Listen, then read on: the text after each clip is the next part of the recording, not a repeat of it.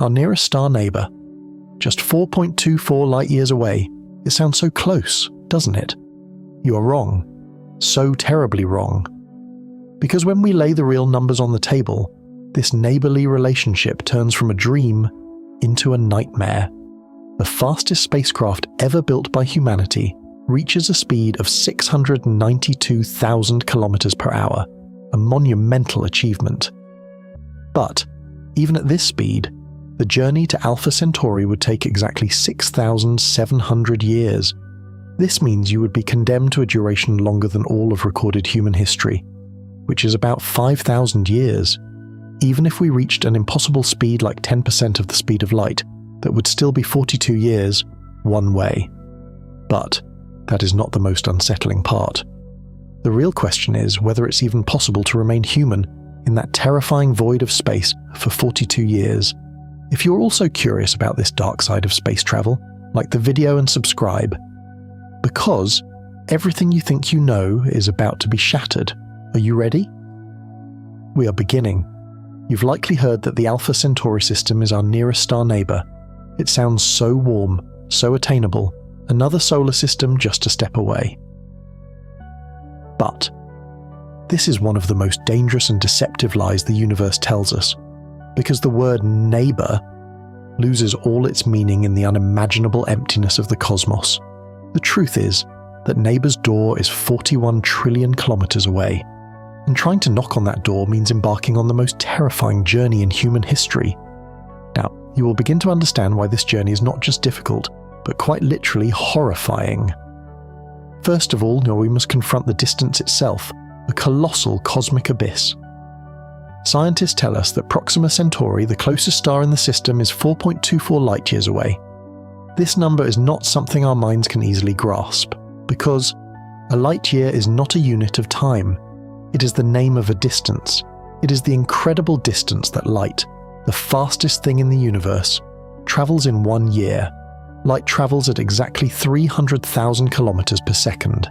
At this speed, you could circle the Earth 7.5 times in a single second. But, despite this mind-boggling speed, a photon of light leaving Proxima Centauri takes 4.24 years to reach our eyes. This means, when you look at that star through a telescope, you are not seeing its present state, but its state from more than 4 years ago. The distance is so vast, you're looking into the past. Let's put this 41 trillion kilometer void into perspective. If you were to imagine the solar system as a coin that fits in the palm of your hand, our nearest neighbour, Proxima Centauri, would be another coin 4 kilometers away, and in that 4-kilometer gap, there is almost nothing. This is why the journey is so hard. Because the universe is not made of neighbourhoods, it is a bottomless ocean of tiny islands, separated by trillions of kilometers. So, if it's that far away, isn't the solution simple? We just have to go faster. But this is where we encounter a second, much more disturbing truth: humanity's pathetic speed limit. The fastest spacecraft we've ever built is the Parker Solar Probe, launched in 2018 to study the Sun. This craft, while falling into the Sun's gravity, reaches a speed of about 692,000 kilometers per hour.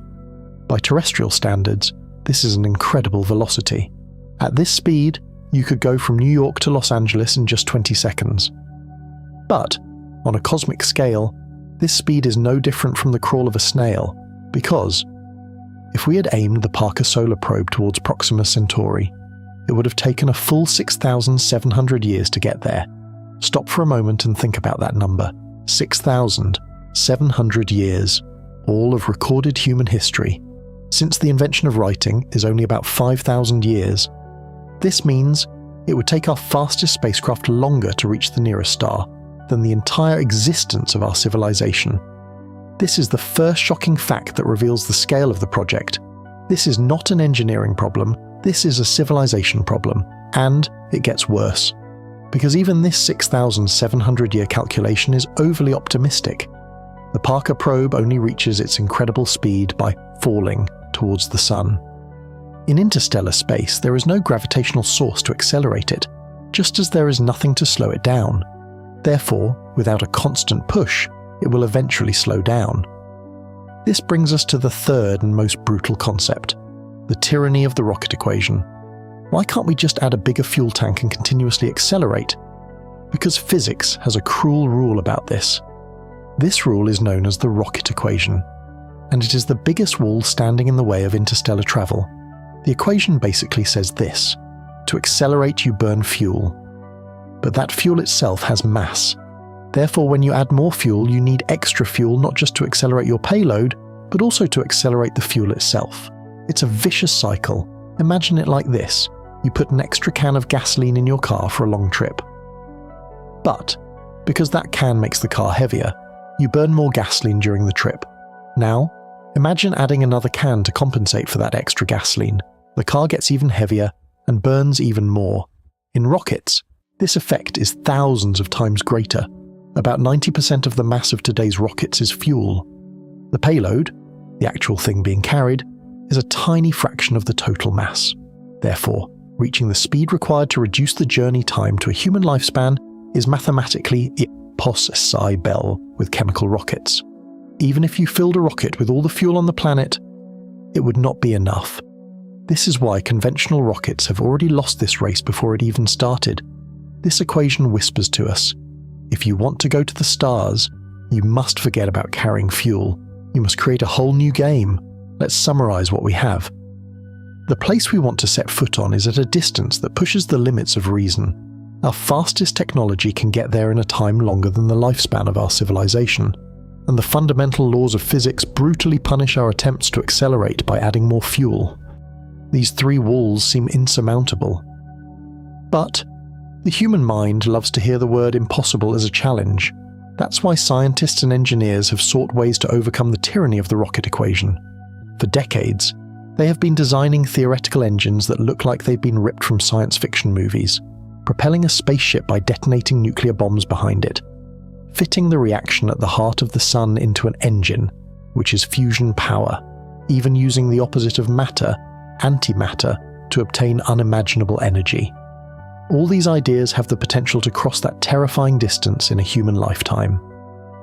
But behind each one lies a cost as frightening as the journey itself, a massive problem to be solved, and a deadly risk. And the first of these incredible engines is perhaps the most insane of all. Because this engine used not gasoline, but nuclear bombs as fuel. Yes, you heard that right. Atomic bombs. The idea was so audacious. It could only have been born in the Cold War paranoia of the 1950s and 60s. Its name was Project Orion, and its concept was both devilishly simple and utterly terrifying. You launch a nuclear bomb behind a massive spaceship, then you detonate it. The shockwave from the explosion hits a giant pusher plate at the back of the ship. This plate is connected to the rest of the ship by hundreds of meters of shock absorbers. Each explosion kicks the ship forward, thousands of nuclear kicks, and in this way, you could reach a few percent of the speed of light, maybe 5% or even 10%. At this speed, the journey to Alpha Centauri could take mere decades instead of thousands of years. Computer simulations showed it could work. But the problems were obvious. First, you needed thousands of nuclear weapons. The radiation created by the explosions would be incredibly intense, and launching such a ship from Earth would mean filling the atmosphere with nuclear fallout. The 1963 Partial Nuclear Test Ban Treaty, which banned nuclear explosions in space, hammered the final nail in the project's coffin. Project Orion became a victim not of physics, but of politics and humanity's fear of self-destruction, because this idea required risking the planet to go to the stars. Therefore, scientists imagined a more elegant solution, using nuclear fire not to destroy but to create fusion drives. This literally means bottling the power of the sun in a box. The sun has been shining for billions of years by fusing hydrogen atoms into helium, a process called fusion. This process releases a massive amount of energy. If we could achieve this controlled reaction in a rocket engine, we could theoretically achieve incredible efficiency. The fuel, hydrogen, is the most abundant element in the universe. But there is a problem. We have not yet achieved controlled fusion, not even in massive power plants on Earth. let alone in a compact engine that could fit on a spaceship. Researchers have been working on fusion for over 70 years. Billions of dollars have been spent. Projects like the massive International Thermonuclear Experimental Reactor, known as ITER, being built in France, show us that a fusion reactor producing net energy is decades away. And moving from a reactor to a rocket engine is a whole other engineering leap. Even optimistic estimates predict that a practical fusion rocket will not be possible before the end of this century. Fusion may be the holy grail of interstellar travel. But, for now, that grail is completely empty for us. It is a brilliant dream that we cannot reach. What if we gave up carrying fuel entirely? This idea offers the most elegant, most poetic solution: solar sails. The concept is very simple. Light itself carries momentum. When photons from the sun strike a reflective surface, they exert a tiny push on that surface. If you can build a sail that is large enough, kilometers wide, but also thinner than a tissue paper, the light from the sun can slowly but constantly accelerate you. The Japanese spacecraft Ikaros successfully demonstrated this technology in 2010. But the problem is that the pressure of sunlight is incredibly weak, and as you move away from the sun, this effect rapidly diminishes. Once you pass the orbit of Mars, the thrust drops to almost zero. This led to a more radical idea, sending the light to the sail not from the sun, but from a giant laser on Earth. The Breakthrough Starshot initiative proposes exactly this. You build a massive, 100 gigawatt laser array on Earth or in orbit. This is equivalent to the energy produced by a large nuclear power plant. Now you focus this laser on a microchip weighing only a few grams, with a sail of a few meters on it. The laser pushes this chip for a few minutes, accelerating it to 20% of the speed of light, or 60,000 kilometers per second. At this speed, that tiny probe could reach Alpha Centauri in just 20 years. But this too has its costs. The laser must hit the target with millimeter precision. The slightest deviation, and the probe is lost in space. The probe is so small it can't carry any significant scientific instruments, and worst of all, there is no way to slow down. It will pass through the system like a bullet, offering only a few hours of observation. As you can see, every solution brings its own impossibilities. While trying to escape the tyranny of the rocket equation, we find ourselves in political deadlocks, technological chasms, and practical limitations.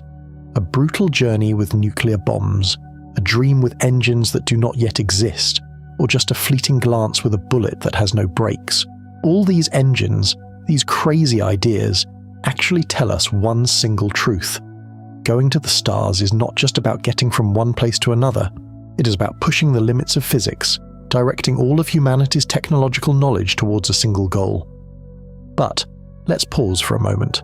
Let's assume we solved one of these problems. Let's say engineers achieved the impossible and gave us a ship that can travel at 10% of the speed of light.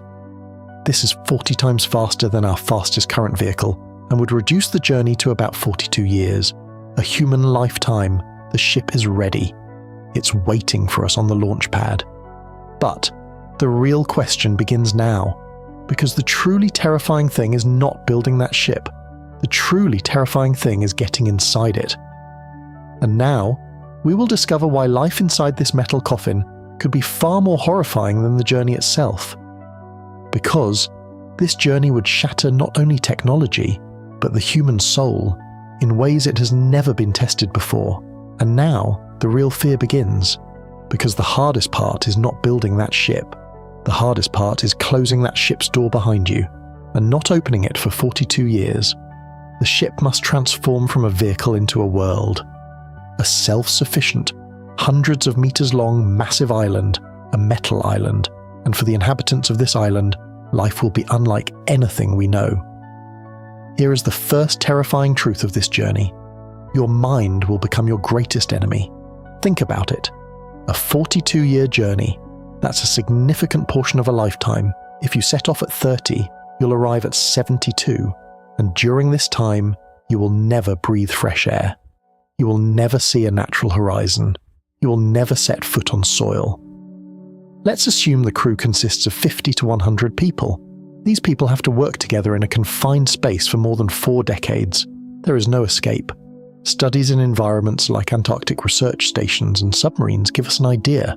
These missions only last for months or a year or two, just to keep. But even in these short periods, people experience depression, anxiety, interpersonal conflicts, and a decline in cognitive function. Now multiply that stress by decades. This is a psychological pressure that has never been tested before. Even the strongest wills can break, the closest friendships can turn to hatred. Because small annoyances accumulate over decades. The way someone chews their food, a laugh that's too loud, every day, every hour, every minute. These tiny frictions can grow into massive fires over time. You have nowhere to run. You cannot get away from the people you argue with. In extreme cases, violence, mental breakdowns, even suicides. Mission planners have to calculate these possibilities. It is a chilling mathematics. But long before your mind betrays you, your body will begin to rebel. Because space is not a place designed for the human body. Weightlessness, as poetic as it sounds, it's a slow poison for your body. It causes bone loss, muscle atrophy, vision problems, and a collapse of the immune system. Astronauts on the International Space Station exercise for hours every day to counteract these effects.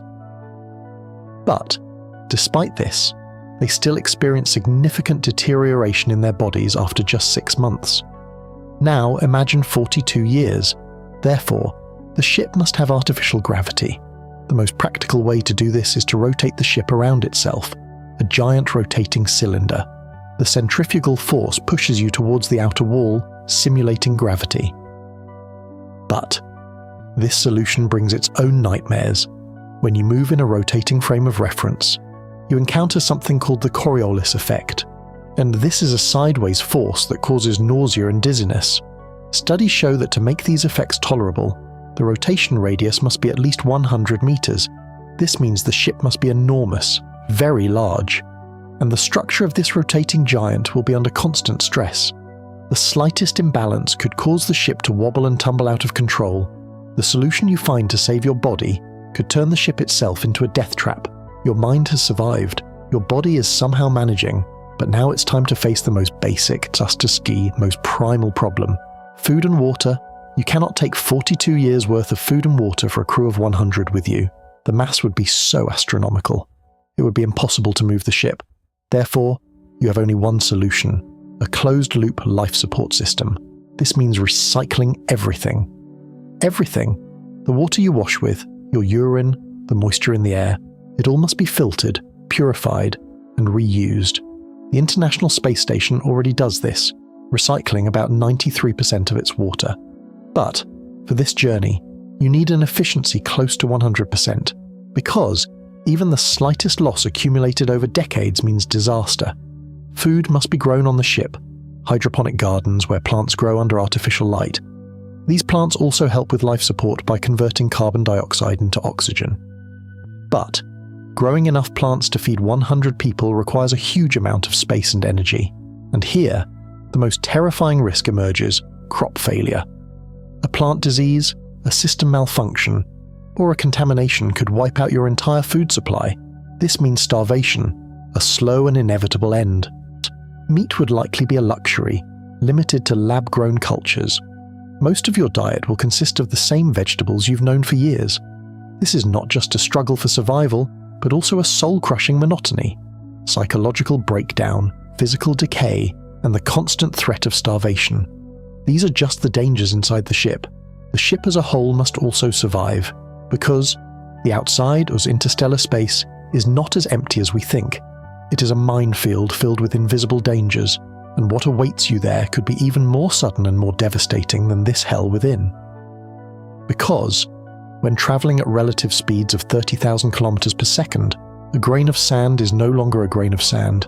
It becomes a bomb, and space is filled with these invisible bombs, and space is filled with these invisible bombs.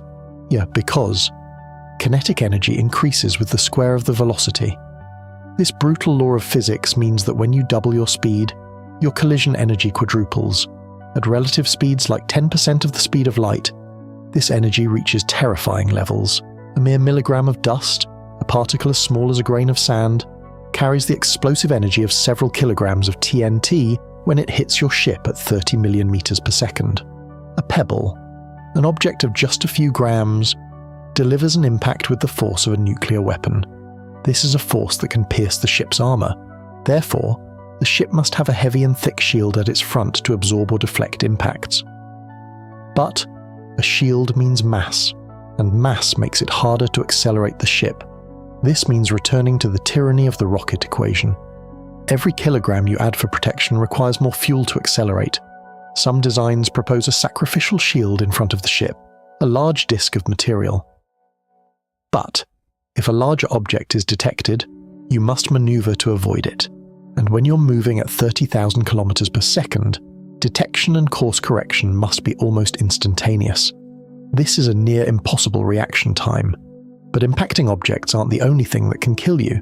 There is something else that kills you slowly, from the inside: radiation. Space is full of cosmic rays, high-energy particles ejected from exploding stars, black holes, and other violent events. Earth's magnetic field and atmosphere protect us from most of this radiation. But in deep space, this protection does not exist. There is nothing. Cosmic rays damage DNA, increase cancer risk, and cause radiation sickness. The ship's hull provides some protection. But stopping high-energy cosmic rays requires very thick and heavy materials. Again, the mass problem. Some particles are so energetic they pass through almost anything. The crew, just over 42 years, will receive a cumulative radiation dose far above what is considered safe on Earth. Cancer rates will rise. Some crew members will develop tumors, cataracts, and other radiation-induced diseases. With current technology, there is no way to avoid this. It is a calculated risk that everyone who volunteers for this journey must accept. It's like playing Russian roulette. But without knowing if the bullet is in the chamber, and without knowing when the trigger will be pulled, or on top of all these physical and mental nightmares, an existential fear is added. The disconnection created by time. At the beginning of the journey, the delay in radio signals with Earth will be only a few minutes. But as the ship moves away, this delay increases. 1 light-year away, messages take a year to arrive. Halfway to Alpha Centauri, a one-way message takes more than 2 years. So when you ask a question, you will receive the answer more than 4 years later. By that time, you've probably forgotten the question you asked. The people you were talking to may have retired, moved somewhere else, or even died. Communication ceases to be a conversation. It turns into letters from beyond time. News from Earth will be years old by the time it reaches you. Political situations, cultural trends, technological developments, they all become history. The crew is frozen in the culture of the year they departed. The Earth, meanwhile, continues to move on without them. By the time they arrive at Alpha Centauri, Earth may have changed beyond recognition. The mission that sent them might have been forgotten or abandoned. There might not even be anyone listening for their signals anymore. This is a profound loneliness, separated not just by distance, but by time, disconnected from everything and everyone you have ever known. And when you overcome all this horror and reach your destination, the nightmare doesn't end. Perhaps the real nightmare begins then. 42 years later, you've reached Proxima Centauri. So, what now? The ship is moving at 10% of the speed of light. To enter orbit, you need to slow down, and slowing down requires as much energy as speeding up. This means double the fuel. This means the tyranny of the rocket equation has cornered you again. Or you need to find a different method of deceleration, like a magnetic sail.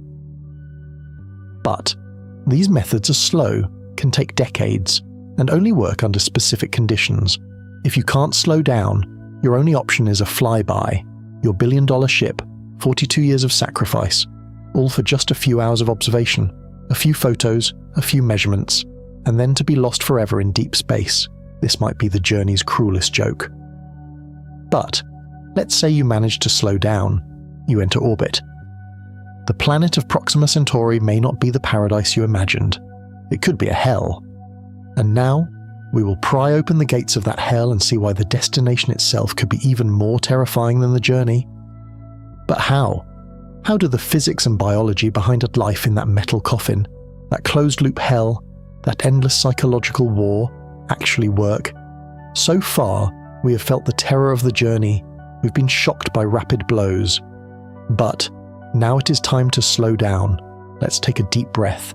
Because, to fully understand what awaits us when we arrive at Alpha Centauri and why that journey is so arduous, we need not just imagination, but the ruthless and cold hard facts, the technical details. This is the anatomy of fear. It all begins with the destination itself, the nature of Proxima Centauri. We make the mistake of thinking of it like our sun. Right, but while our sun is a wise and stable parent, it is like a small or a cranky and unpredictable child. It is a red dwarf star. This means it has only 12% of the sun's mass and less than 1% of its brightness. What does this mean? For a planet to be warm enough to harbour liquid water, it must orbit incredibly close to its star. Our Earth orbits the Sun at a comfortable distance of 150 million kilometres. But the planet Proxima Centauri b is only 7.5 million kilometres from its star. This is just 5% of the Earth-Sun distance. It is so close to its star that it completes 1 year in just 11.2 Earth days. This proximity is the system's original sin, because gases go. This is a condition that seals the planet's fate before it is even born. This extreme closeness condemns the planet to the next hell, tidal locking. This situation is the key to all other disasters and prevents the planet from being a world in the sense we know it. Tidal locking. You may have heard this term before. Just as the moon always shows the same face to the Earth, Proxima Centauri b is condemned to forever turn the same face to its star. But this is not a romantic celestial dance. This is the planetary equivalent of one side being trapped in eternal day and the other in eternal night. One side is a scorched hell where the star never sets. Surface temperatures exceed 300 degrees Celsius, hot enough to melt lead. The other side is a frozen void where starlight never reaches. Temperatures drop below -100 degrees Celsius, and every gas in the atmosphere freezes. Between these two extremes lies a narrow twilight zone known as the Terminator. Maybe, just maybe, in this narrow band, temperatures could be suitable for liquid water. But even this zone itself is a region of chaos, because air rising from the hot day side flows through the upper atmosphere to the night side, where it cools, sinks, and returns along the surface. This creates unending, hurricane-force winds that can reach hundreds of kilometers per hour. Therefore, even the habitable zone is in the middle of a perpetual storm. This locking makes the planet like a split personality. One side fire, one side ice, and in the middle, there is only violence. However, the most terrifying layer of this planetary hell comes from the star itself. Because Proxima Centauri is not just small and cool, it is also extremely active. It is a star that has violent temper tantrums, and these tantrums are called stellar flares. These are sudden bursts of radiation and charged particles that can be hundreds or even thousands of times more powerful than the flares on our Sun. The planet is so close to the star that when these flares occur, it is literally bathed in radiation. If the planet doesn't have a strong magnetic field like Earth's, which is unlikely for a small, slowly rotating planet, the surface is regularly sterilized. This means any life form on the surface would be instantly annihilated. Any primitive life that tried to evolve over millions of years may have been repeatedly reset by these periodic genocides. It's like waiting for life to begin in a petri dish that is constantly being doused with boiling water. It's impossible. And therefore, if life exists on Proxima Centauri b at all, it must be hiding kilometers below the surface, perhaps in subterranean oceans heated by volcanic vents. The surface is a forbidden zone for life. These flares also strip away the planet's atmosphere over time, making it thin and fragile. This is the picture of why the destination is not a disappointment, but a complete nightmare. Not a cradle of life, a radiation oven. These three mechanisms, a moody star, tidal locking, and deadly flares, explain why Proxima Centauri b is such a hostile place. While each one alone is enough to make a planet uninhabitable, here the three have combined to create a perfect hell. But this is only half the story. This is the danger at the destination. What about the journey itself? How is the ship designed to get there supposed to survive in this bottomless void for 42 years? How do the systems inside that massive rotating self-sufficient world work? What is the engineering behind the rotating cylinders that provide artificial gravity? the physics of the shields designed to protect from radiation, the secret of the reactors that generate power for decades. Because, under the ship's armour, there were other mechanisms that made the journey possible, but also carried their own deadly risks, and the first of these was the ship's beating heart, its power source. Because, on the way to Alpha Centauri, solar panels are useless. After passing the orbit of Mars, the Sun becomes just a slightly brighter dot among the other stars. The energy it provides is almost zero. Therefore, the ship must carry its own power for decades, and this power can have only one source: nuclear reactors. But these are not like the plants on Earth with their giant cooling towers. These must be compact, extremely reliable machines designed to run continuously for decades without intervention beyond what the crew can maintain. These reactors would provide the massive energy needed for the ship's life support systems, artificial gravity, computers, and communications. But this power has a price: heat. Getting rid of waste heat in space is surprisingly difficult, because there is no air to carry the heat away. Therefore, the ship needs massive radiators. Large panels mounted on the ship's hull that radiate excess heat into space as infrared radiation. These radiators are the most vulnerable parts of the ship. They can be punctured by a micrometeorite impact. This could lead to a cooling system failure, and the reactor overheating and melting down, a meltdown. Therefore, redundancy on the ship is essential. Probably not one large reactor, but multiple smaller reactors, each with its own cooling system. If one fails, the others can take over the load. This is a delicate balance that keeps the ship alive. On one hand, power for decades. On the other, a nuclear time bomb that could go off at any moment. Therefore, the crew are not just passengers, but also caretakers of this nuclear beast. But the real miracle of the ship lies not in its power, but in its ability to be self-sufficient. This brings us to the second and perhaps most complex mechanism: the Closed Ecological Life Support System, or CELSS. And this is an attempt to create a miniature copy of planet Earth. You can think of this system like an aquarium. But a giant aquarium that contains not just fish, but humans, plants, and billions of microbes. The primary purpose of this system is to recycle everything. Everything. The carbon dioxide exhaled by the crew is used by the plants on the ship for photosynthesis.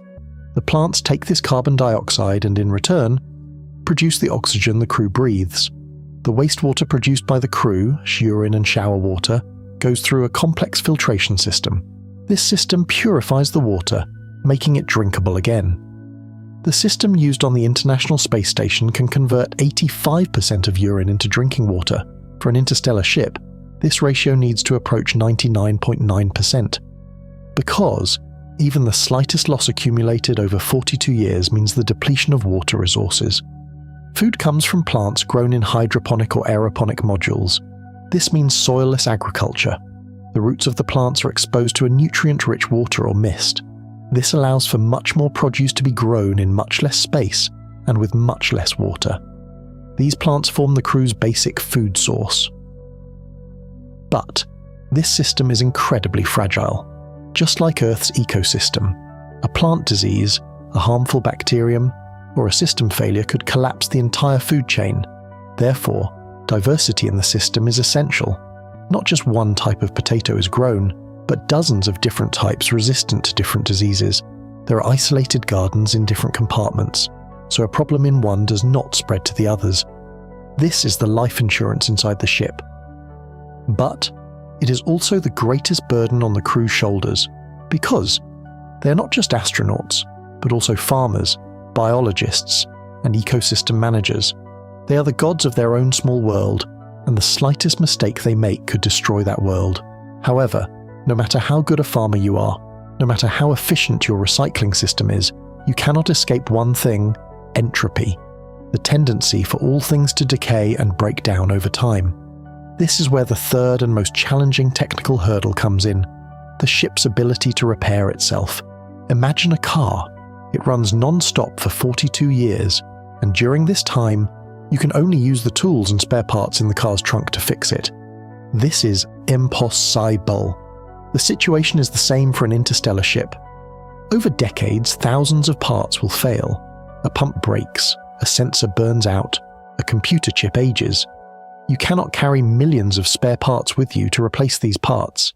The mass problem rears its head again. Therefore, the ship must be able to produce its own parts. This means the ship must have advanced 3D printers and manufacturing workshops. The crew loads the digital plan of a failed part into the computer.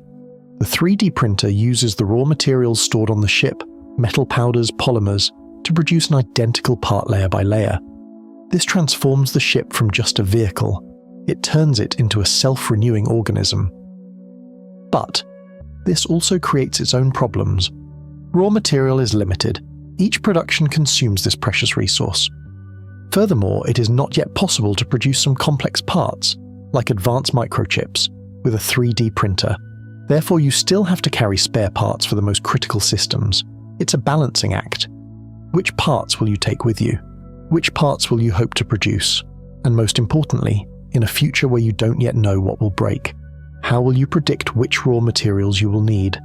This is beyond engineering. It is an art of prophecy, power, life support, repair. These three technical pillars are the fundamental mechanisms that allow the ship to survive the 42-year hell.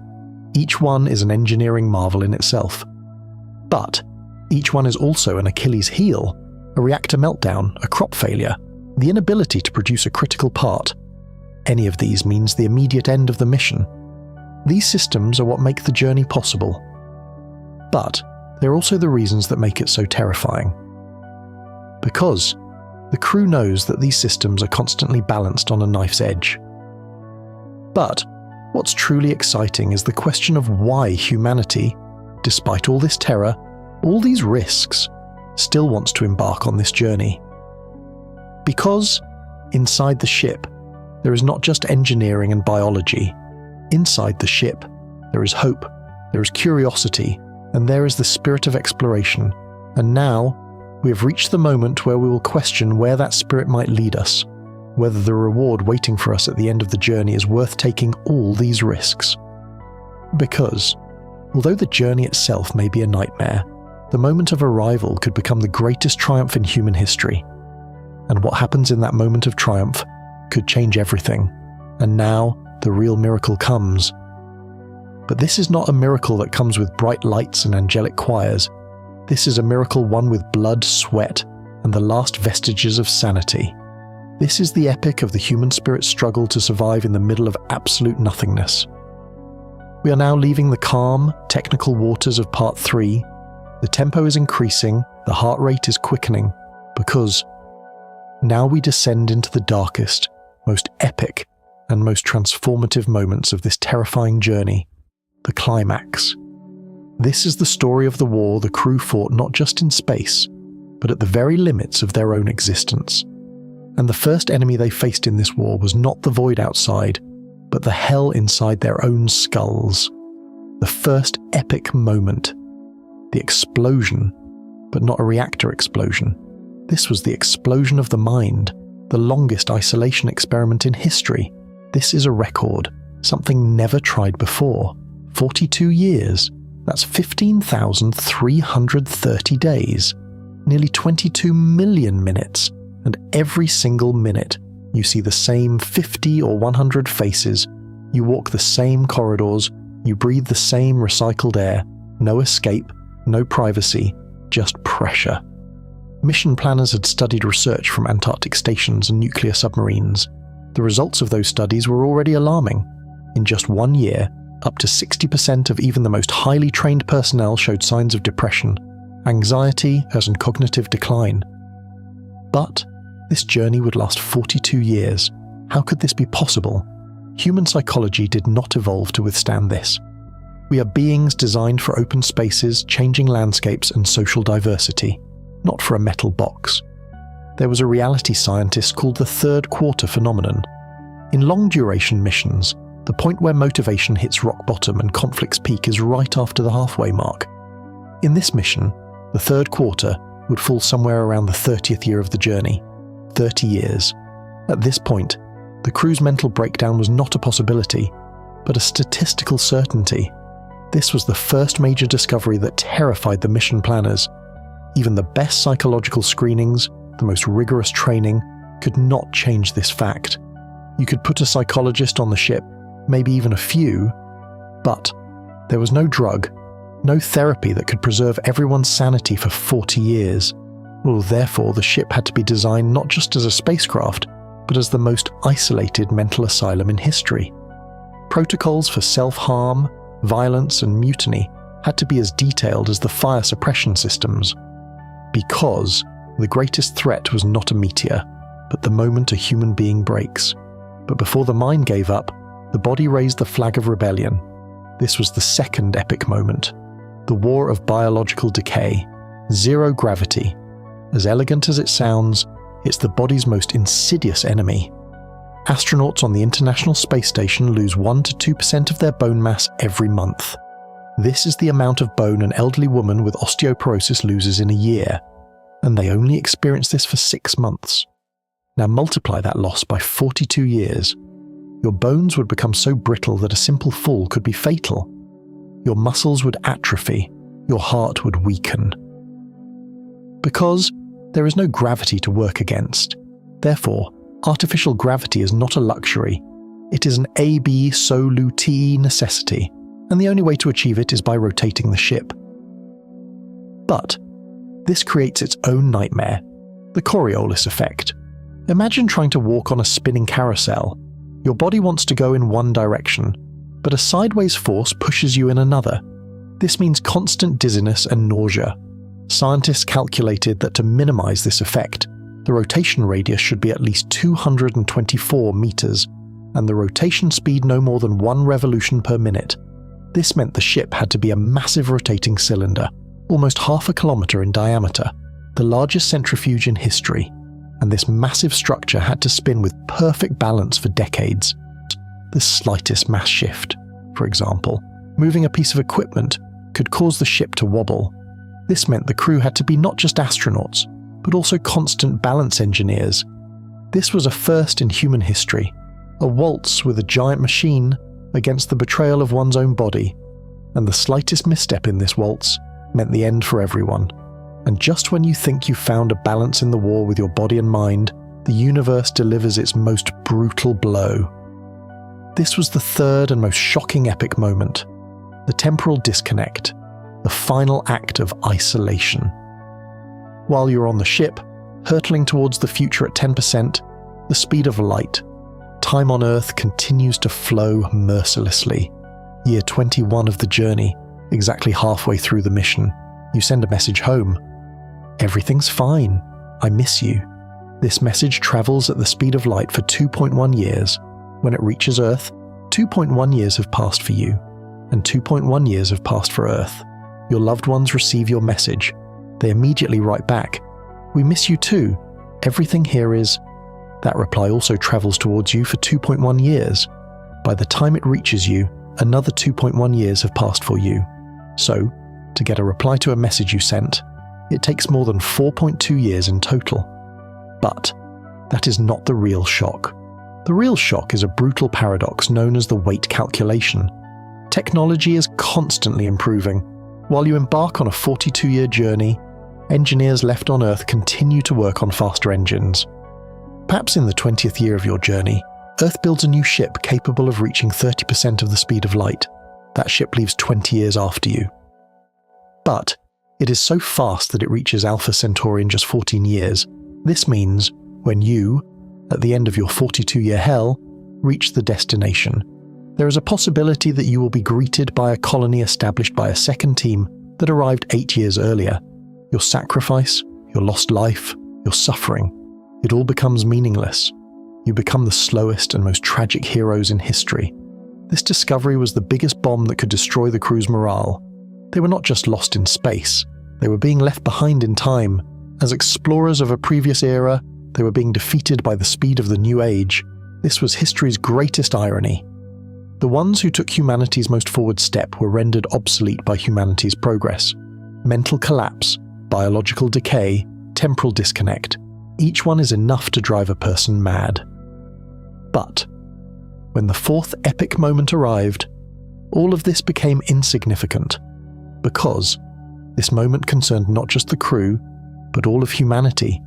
This was the moment the first contact protocol was activated, year 40 of the journey. The ship is approaching the Alpha Centauri system. Long-range sensors detect something unexpected. An unnatural object in orbit around Proxima Centauri b, artificial, metallic, another spacecraft, IM-POES SI-BL. But it's there. This is the most important and most terrifying moment in human history. We are not alone. But this discovery is not a cause for celebration. It is a moment of absolute terror. Right? Because those 100 people on that ship are no longer just astronauts.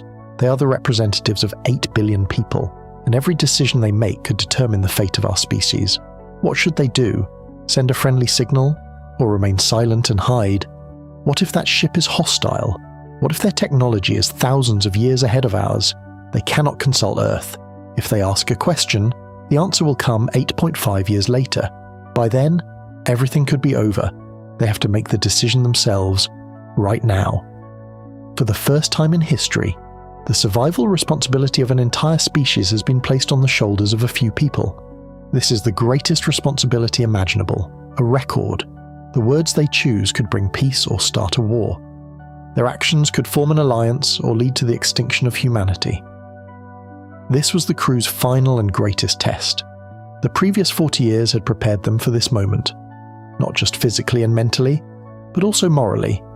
They were humanity's ambassadors, and now, in a language they did not know, to a being they had never seen.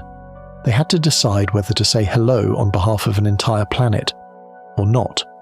Mental collapse, biological decay, temporal disconnect, and now, cosmic responsibility. As you can see, the journey to Alpha Centauri is not just a technical problem. It is the ultimate test of what it means to be human. So, what is all this sacrifice, all this pain for? Beyond all this terror, there is an impulse deep within the human spirit, an unyielding persistence.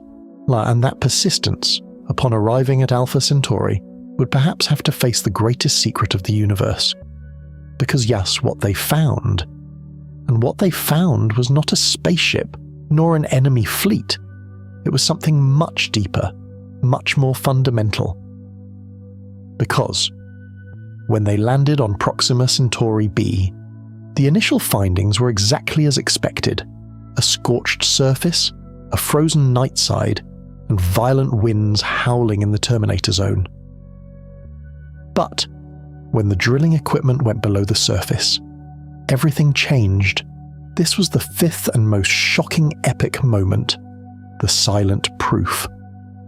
Because the drilling found layers of water ice, frozen solid, just a few meters below the surface.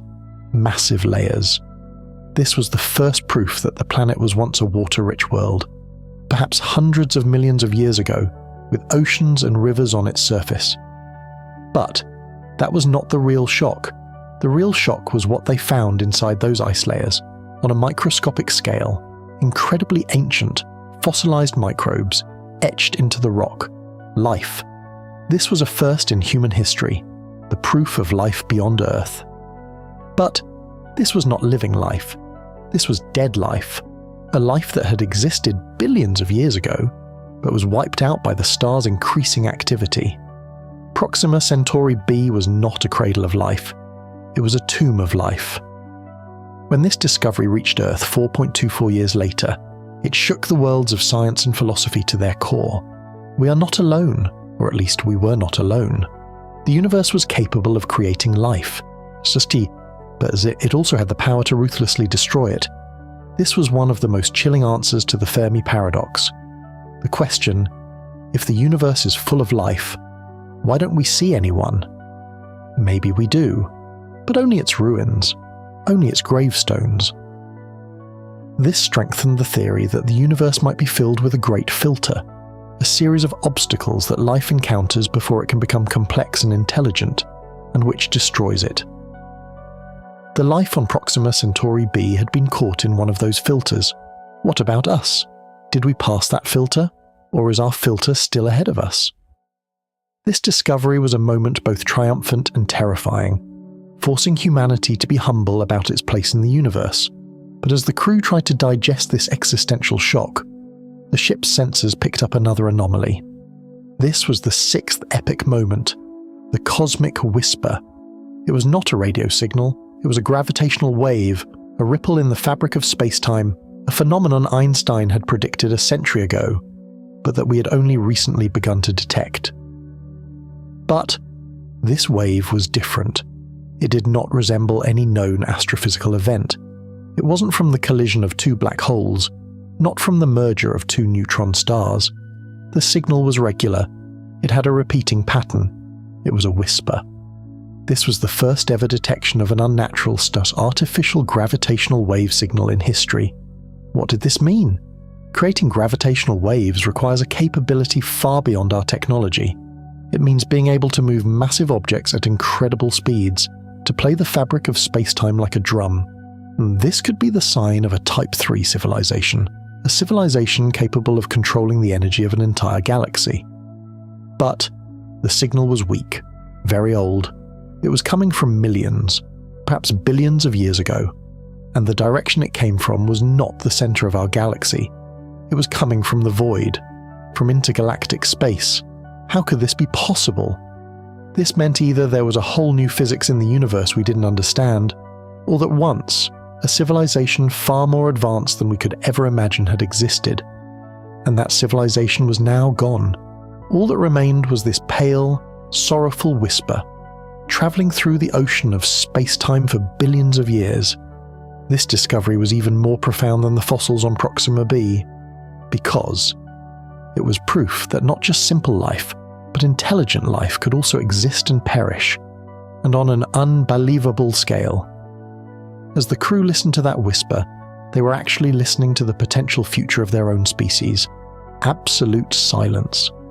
And just as the weight of this cosmic silence settled on their shoulders, the final and most personal blow came. This was the seventh and most brutal epic moment, the letter of no return. The 42nd year of the journey was complete. A few years had passed since arrival. Messages were coming regularly from Earth, but one day, among the standard reports, a different package arrived, encrypted, a file that only the mission commander could open. This was the Shadow Protocol, a letter prepared before the mission, ordered to be opened only under a specific condition. The condition was this: if Earth developed a technology that could shorten the duration of a manned interstellar journey by more than 50% during the mission's time frame, this letter would be sent. The commander opened the letter, and what he read was a dagger that instantly rendered the sacrifice of the entire crew meaningless. Earth had succeeded. They had developed a new fusion pulse engine. It could reach 50% of the speed of light. The journey to Alpha Centauri now took only 8.5 years. The letter stated that a ship named Odysseus, carrying the second wave of colonists, had left Earth 15 years ago and would arrive at Alpha Centauri in just 6 more years, meaning 21 years before our heroes even got there. The weight calculation had transformed from a theory into a bitter reality. But that wasn't the most horrifying part of the letter.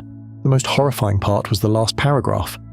The World Council offered the crew of the first mission the option to return to Earth on the Odysseus. After 42 years of hell, a ticket home. But with one condition. Those who wanted to return, upon boarding the Odysseus, would be exposed to the effects of the time that had passed. Their biological clocks had run according to the 42 years of relative time on the ship. But time on Earth had moved on mercilessly. After 42 years at relativistic speeds, when they returned to Earth, while they themselves would have aged only 42 years, approximately 250 years would have passed on Earth. This was the greatest and cruelest choice in history. They could go home, but the home they returned to would not be the home they knew. Their families, their friends, their loved ones, all would have died centuries ago. When they returned, they would be living fossils of their own past, strangers in their own world. This was not an offer of salvation. It was a choice between two hells. To start a new life in a strange world, with faces you know but who have grown old, or to return to a world you know, but to a future that no longer knows you, a future that is completely alien. This was the most brutal decision humanity could offer a group of people. And this decision opened a wound in the soul of every crew member that would never heal. A tomb of life, the whisper of a cosmic civilization, and a ticket with no return. All these discoveries, these epic moments, these shattering truths, transformed the crew and with them, all of humanity. The journey to Alpha Centauri was not just a mission to find a new world, it was a journey to confront the darkest truths of the universe and of ourselves. But now, after this maximum velocity, after these shockwaves, it is time to stop and think. Amidst all these epic moments, all this pain and triumph, the real question still stands. What does all this mean for us? As a species, what do we do with this information? The journey had brought us to a crossroads, not just physically, but philosophically. And now, it is time to descend into the depths of that philosophical crossroads. Because the real discovery, perhaps, was not in the stars, but within ourselves. And now we descend into the depths of that discovery. After the dizzying speed, epic moments, and shocking truths of Part 4, we slow down. We regulate our breath. Because now, it is time to stop and think. Beyond the journey itself, the destination, and even the technology that made it possible, this audacious endeavor holds up a mirror to humanity. And what we see in that mirror brings with it a complex, contradictory, and profound philosophical inquiry. We are no longer asking what happened, or how did it happen. We are now confronting the most important, most fundamental question. What does all this mean for us? What exactly is our place on this bottomless stage of the universe? But right in the middle of this sorrowful reality, the other side of the paradox, that beautiful truth, begins to shine. Yes, our bodies may be chained to this planet, but our minds are completely free. Inside an organ weighing just 1.5 kilograms, with the consistency of jelly, we carry a legacy as old as the universe itself, the ability to understand. Our mind has the capacity to read this incredible story that began 13.8 billion years ago with the Big Bang from beginning to end. We look into that bottomless void and understand that the light there is not just light, but the final farewell of a star that died thousands, millions, or even billions of years ago. We comprehend how a simple equation like E equals mc squared both makes those stars shine and can also destroy a city. Our consciousness is the universe's way of knowing and understanding itself. We may be a speck of dust physically, but mentally, we're giants who can embrace the entire universe from within that speck of dust. Our true greatness lies not in square meters, but in our capacity to understand. And you live at the very center of this paradox. You are just one of 8 billion people on this blue planet. You are small, yes, Erasmus, but you also possess this incredible ability to understand inherited from your ancestors. When you go out one night and look at the sky, you know that those stars are not just bright dots, but that each one is a sun like ours, perhaps with planets orbiting around them. In that moment, your consciousness transcends its physical limits. Faster than the speed of light, it travels those trillions of kilometers and touches the heart of that star. Physically, you may never be able to go there. But mentally, you're already there. And this is humanity's greatest strength and deepest consolation. We may be small, but we are not ignorant. And to understand is the most honorable form of existence. This leads us to a second and more personal paradox, the paradox of time. On one hand, there is cosmic time, which seems almost infinite, the mind-boggling 13.8 billion year age of the universe, the approximately 4.6 billion year past of our sun, and the 5 billion years of life it has ahead. These timescales are so long that they are meaningless to us. On the other hand, stand our tragically short, almost instantaneous lives, an average of 80 years, that's about 4,000 weeks. This is not even a millionth of a second on the cosmic calendar. That 42-year journey consumes the entire adult life of the crew. But, for the universe, it is an unnoticeable moment, shorter than the blink of an eye. How can such a fleeting existence have a meaningful interaction with a universe that has a past and future of billions of years? How can a mortal touch eternity? The tragic face of this paradox is how temporary and seemingly futile everything is. We are guests in this world. We are born, we live, and we die. What we leave behind also fades with time. That crew faces this reality every day for 42 years. The loved ones who were on Earth when they left will have aged by the time they are halfway and will not be alive when they arrive. Even their great sacrifice, as shown by the weight calculation paradox, could become technologically obsolete, meaningless, within a few decades. We are like leaves drifting in the river of time, carried by the current, without fully knowing where we came from or where we are going. And this sense of transience holds a deep sorrow about how meaningless our actions can be. Because, no matter what we do, time will eventually erase everything. But again, with that magic word, but. The other side of the paradox, that beautiful and hopeful truth, emerges. Yes, our lives are short. But this shortness is also what makes them priceless. Because if we had an infinite life, we would postpone everything. Nothing would be urgent, no moment would have value. It is precisely that finite time that moves us, that makes us search for meaning, that gives us the drive to love and create. That crew sacrifices 42 years of their lives.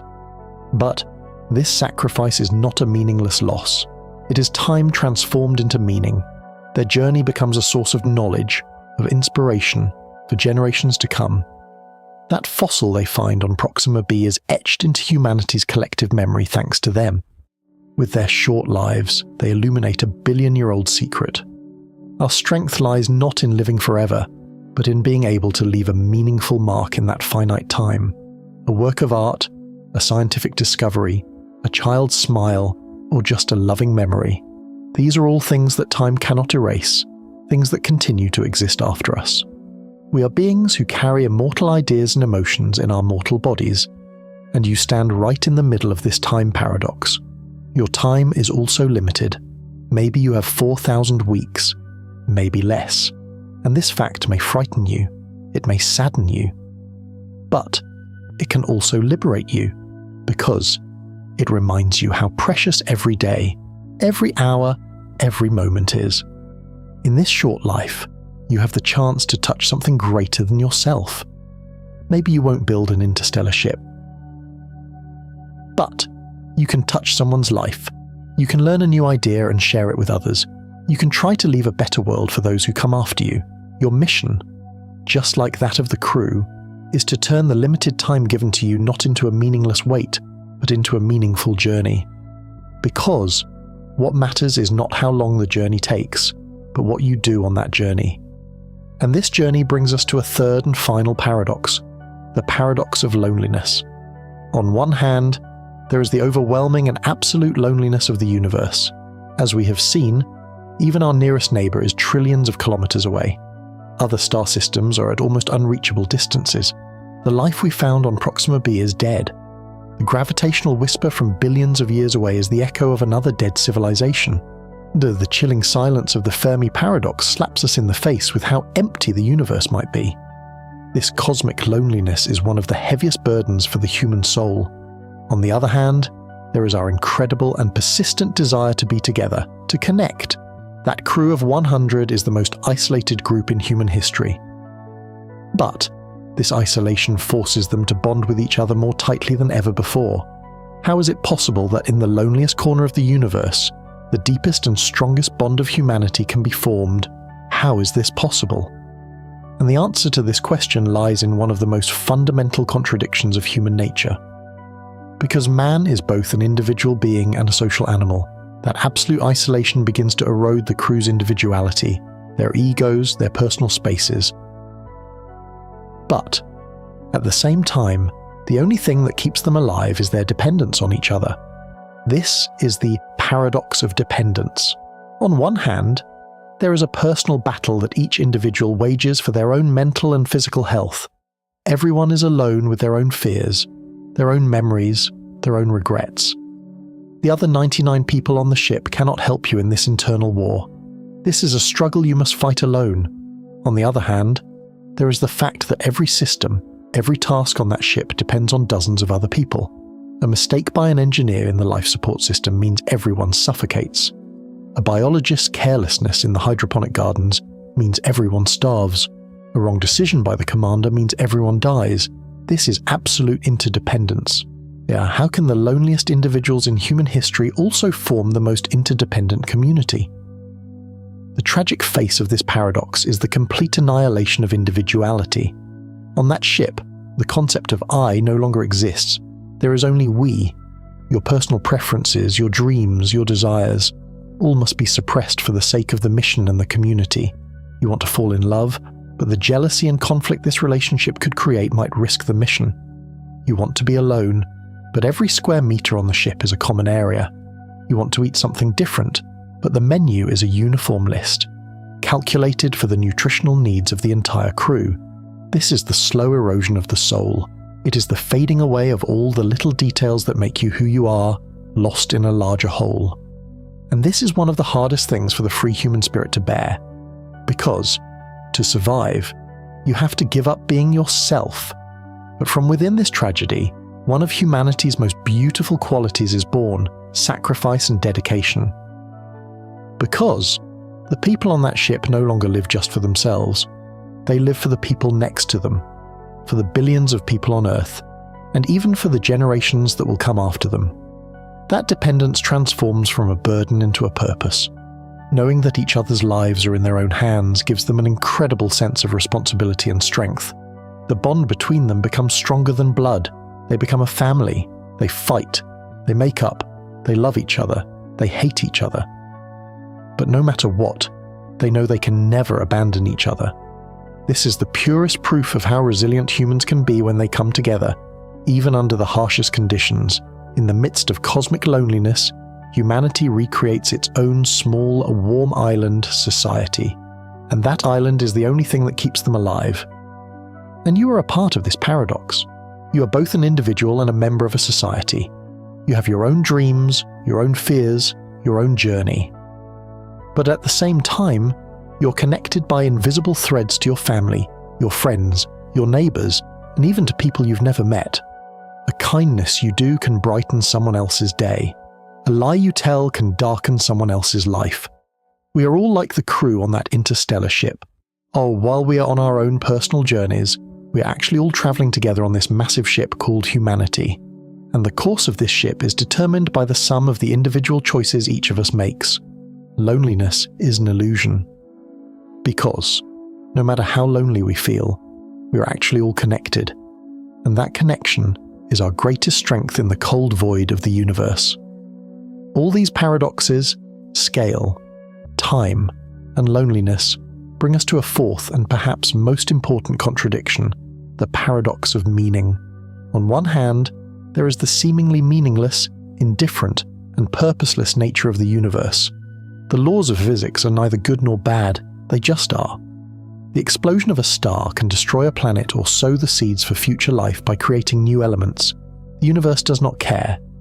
The extinction of life on Proxima b is not a tragedy for the universe, it just happened. In this grand cosmic mechanism, our existence, our sorrows, our joys seem to have no significance. This is a feeling of existential emptiness. On the other hand, there is our relentless, stubborn search for meaning. We are beings who impose meaning on seemingly meaningless events, who search for patterns, who tell stories. That crew endures a 42-year hell. Why? Scientific curiosity, the future of humanity, the spirit of exploration. These are all meanings we create to resist that meaningless void. How can we be the only being searching for meaning in a completely meaningless universe? Is meaning a part of the universe, or is it just our invention? The tragic face of this paradox is the fact that perhaps the great universal meaning we are searching for does not actually exist at all. Perhaps we really are just the result of complex chemical reactions, and our consciousness is an evolutionary accident that increased our chances of survival. Perhaps when we die, everything ends, and the universe continues to operate as if we never existed. This is a difficult thought for many people to bear, because it means that all our efforts, all our loves, all our sacrifices will eventually dissolve into nothingness. That crew faces this reality every day. Their sacrifice may be forgotten after a few generations. Their names may remain as a footnote in history books while humanity grapples with other problems. This is the ultimate feeling of meaninglessness. Yeah, but right in the middle of this feeling of meaninglessness, that beautiful and liberating truth shines. If the universe does not offer us a ready-made meaning, this means we are free to create our own meaning. Meaning is not something discovered, it is something built. That crew creates the meaning of their journey themselves. They transform this journey into a symbol of humanity's curiosity and courage. Science, art, love, sacrifice. These are all the small fires we light against that cold, indifferent universe. And those fires are as real and as valuable as the universe itself, because they are the products of our consciousness. The universe provides us with the stage. But writing the play, playing the roles, and imbuing that play with meaning is entirely up to us. And this is not a burden, but a privilege. This is our greatest creative power, and you are a part of this process of creating meaning. Your life may not have a pre-given ski or a ready-made meaning either. But you have the power to build your own meaning, the bonds you form with your loved ones, the work you do with passion, a new thing you learn, a person you help. These are all meanings you load into your life. You are the artist of your own life, and your palette consists of your choices. Every day, every moment, with the choices you make, you add a new color to the canvas of your life, and what that painting will look like in the end is entirely up to you. Living in a meaningless universe is not a curse. It is the greatest freedom, because it means you can write your own destiny with your own hands, greatness and smallness, infinity and mortality, loneliness and togetherness, meaninglessness and meaning. This journey has confronted us with these deep philosophical paradoxes, and it has shown us that within every tragedy lies a beauty, within every sorrow a hope, and within every question an answer. We are the universe's children, full of contradictions, thinking, feeling, and creating meaning. But this philosophical journey does not end here. Because, after understanding all these paradoxes, one final, but perhaps most important question remains. So, what do we do? With this knowledge, with this awareness, how do we move forward as a species? This is no longer just a question of discovery. It is a question of responsibility, and the moral obligations that come with this responsibility will carry us to the final and deepest layer of the journey. Because, going to the stars, is it just something we can do? Or is it something we must do? And this question of responsibility leads us to a deeper, more internal layer of the philosophical journey. Because the decision to go to the stars itself reveals a new set of paradoxes related to our species' most fundamental motivations and fears. This is no longer just an inquiry about the nature of the universe. This is an inquiry about human nature itself. After answering the question, can we do it? We inevitably face the question, should we do it? And the answer to this question is not simple at all, because this decision is fueled by both our noblest impulses and our darkest fears. This first confronts us with the paradox of sacrifice. On one hand, there is the incredible sacrifice made by a handful of people on behalf of all humanity. That crew leaves behind their lives, their families, all the beauties of Earth. They take the risk of living in a metal can for 42 years, being exposed to radiation, dancing on the edge of psychological collapse. This is even greater than the sacrifice of the greatest explorers, the bravest soldiers in history. Because, at the end of their journey, there is no home to return to and tell their stories. They sacrifice, quite literally, everything. On the other hand, there is the right of the billions of people for whom that sacrifice is made to question the cost and meaning of that journey. The cost of an interstellar mission is hundreds of billions, even trillions of dollars.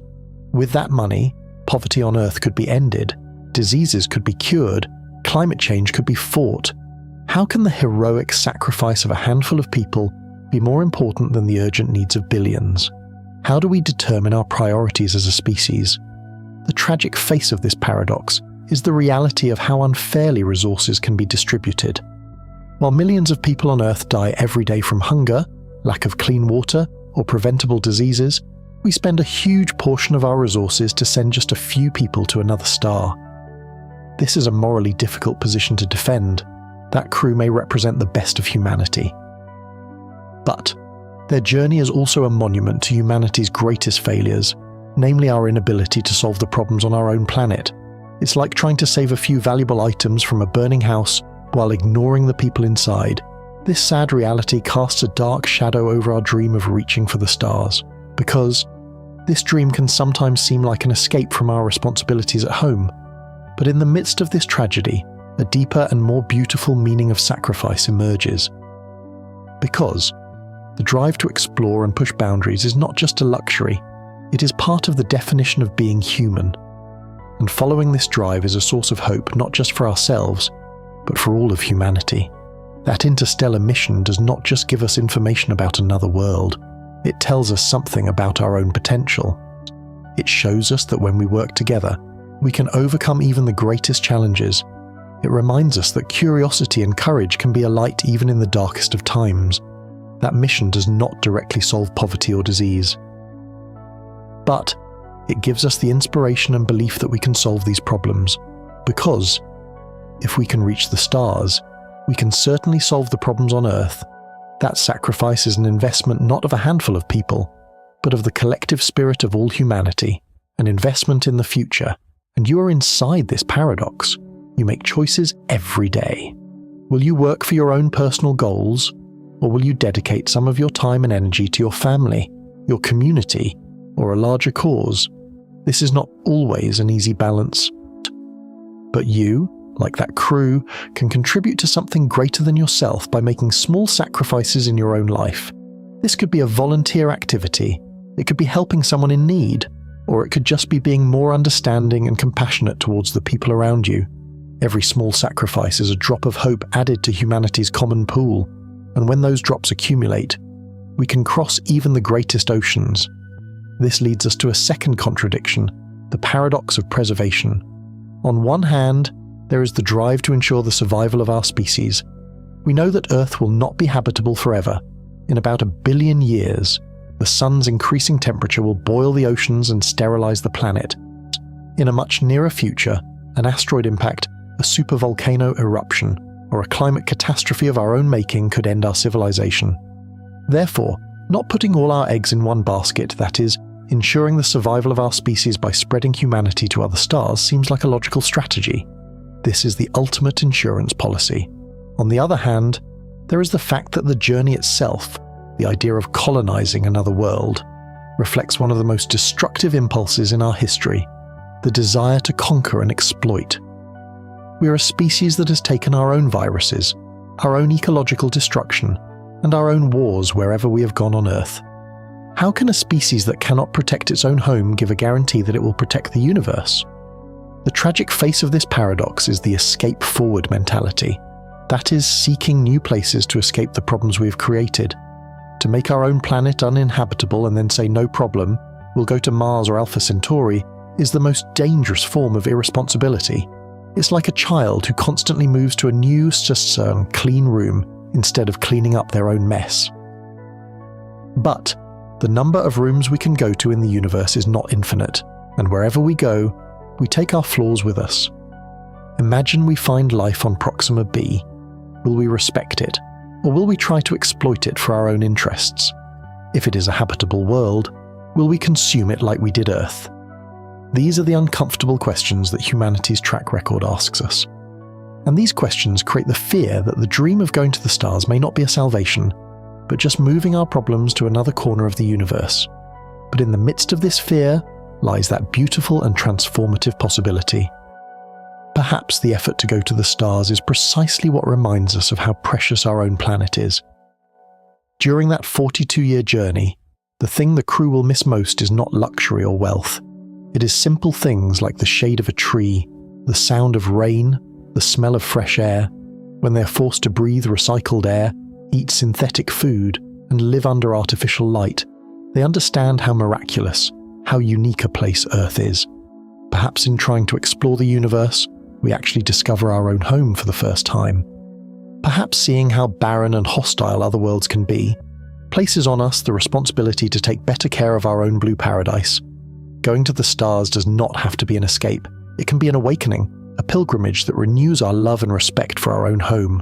And you are inside this paradox. You are a part of this unique planet.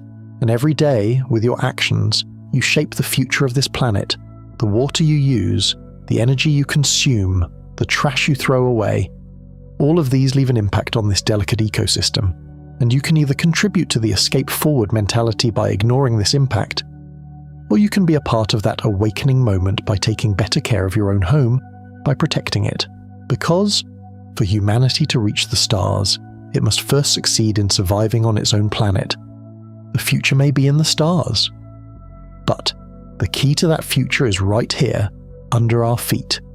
These responsibilities bring us to a third and most profound paradox, the paradox of change. On one hand, there is the hope that humanity as a whole will change, evolve into a wiser, more peaceful, more cooperative species. An interstellar mission is only possible with global cooperation. This requires nations to put aside competition and come together for a common goal. This can show us how meaningless our own petty tribalism and disagreements are in the face of the universe's vastness. On the other hand, there is the fact that the journey itself sharpens the most fundamental and unchanging elements of human nature: hierarchy, conflict, and the desire for belonging. On that ship there must be a command structure. There must be rules and laws, and over time, that ship will develop its own culture, its own identity, even its own language. The 8.5-year communication delay with Earth will inevitably differentiate them. How can a journey expected to unite humanity actually sow the seeds of a division that splits it in two? And the answer to this question is hidden in one of the most fundamental dynamics of human history. Because change always brings both unification and separation. That ship represents a common dream of humanity. But those who achieve that dream are no longer the same as those who dreamt it. This is the paradox of identity. On one hand, there are the billions of people left on Earth. For them, the colony on Alpha Centauri is an extension of humanity, like their own children, their own grandchildren. The technology sent there, the information coming from there, are all part of a common heritage. Earth sees this colony as its success, its future. On the other hand, there is the new generation born and raised in that colony. For them, Earth is a distant, almost mythological place they have only seen in videos and heard stories about. They have never felt Earth's gravity, never breathed its atmosphere. Their homeland is that small, more artificial world. Their loyalty is to those who, like themselves, were born in that world. How can two groups of people, descended from the same ancestors, carrying the same DNA, become so alien to each other over time? The tragic face of this paradox is the tendency of history to repeat itself. Just as explorers who left the mainland thousands of years ago and went to new lands eventually created their own languages, their own cultures, and their own identities, the Alpha Centauri colony will also eventually diverge from Earth. The 8.5-year delay in communication will accelerate this process. Making joint decisions, developing a common culture will become impossible, and one day, inevitably, the colony will demand its independence. Earth might see this as a betrayal, because it was the one that funded the mission, that developed the technology. But the colony will see it as a natural right, because they believe they have the right to self-determination, and this disagreement could lead to humanity's first interstellar civil war. This is the saddest scenario. A species that united to reach the stars, destroying itself in the place it reached. But within this separation, there is also a beautiful possibility hidden. Because evolution feeds on diversity, the different conditions, the different challenges of that colony could cause humanity to develop new traits. Perhaps the lower gravity will make them taller and more graceful. Perhaps the constant exposure to radiation will make their DNA repair mechanisms more efficient. Perhaps living in a closed society will make them more cooperative and more empathetic individuals. That colony does not have to be a backup, a copy of humanity. It can be a new version of humanity, a new possibility. Just as a species evolves into different subspecies on different islands, we can evolve into different types of humanity in different star systems. This is not a separation, but an enrichment. It is proof that humanity's potential is too great to fit into a single mold. It is the hope that our species can be not a song of a single note, but a rich symphony played by different instruments. And you are a part of this identity paradox. You are also changing throughout your life. The you of 10 years ago is not the you of today. The you of 10 years from now will not be the you of today. You are both a product of your past and an architect of your future. And you too. When you encounter different cultures, different ideas, you both try to preserve your own identity and are enriched by learning from those differences. We as humanity are like that. We do not have a single identity. We are a mosaic of billions of different stories, billions of different identities. And spreading to the stars is an opportunity to add new and exciting colours to this mosaic. What is important is to see these differences not as a threat, but as a richness. And all these thoughts bring us to a final question, perhaps the most personal one. Would you go? This is the paradox of courage. On one hand, there is the unimaginable terror, sacrifice, and risk of that journey. A one-way trip, to be separated from your loved ones forever, to spend the rest of your life in a metal can, and the possibility that your destination is a hell, or that you might not even get there at all.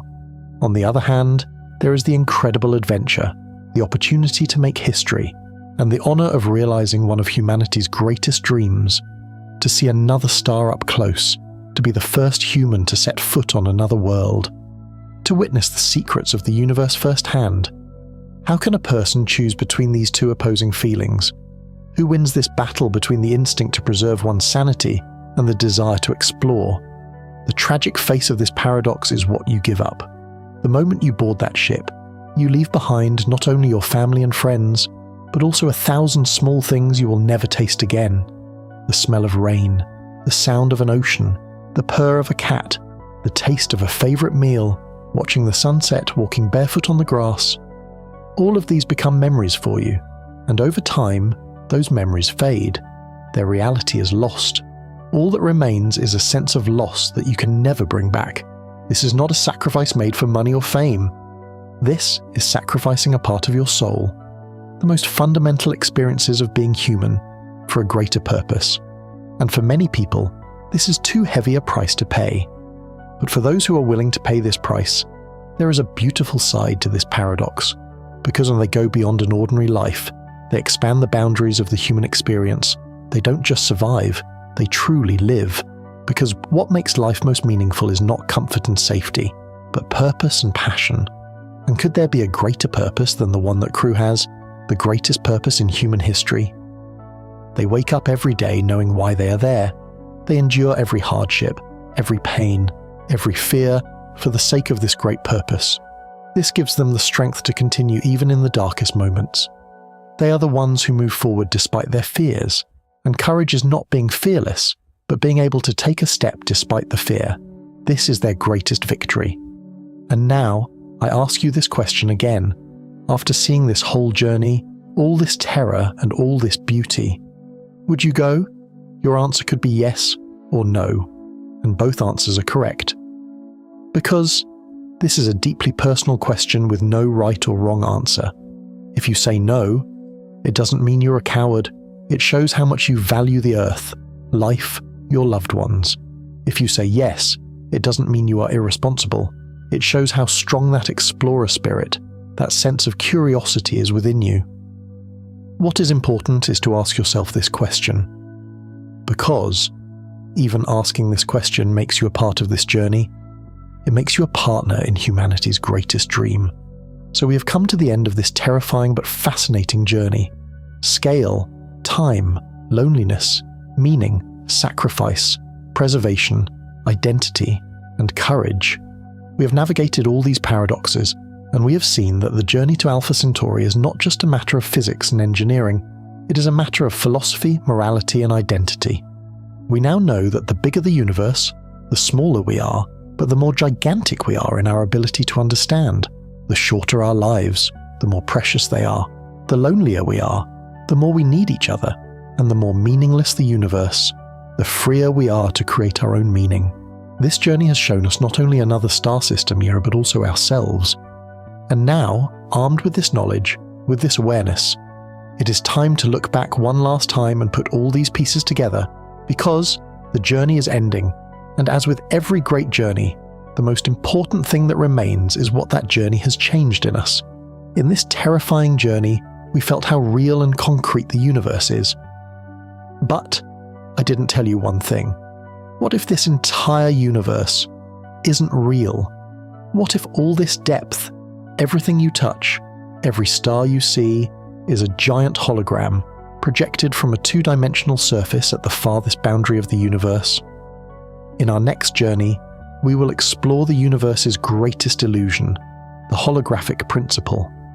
Are you ready to shatter reality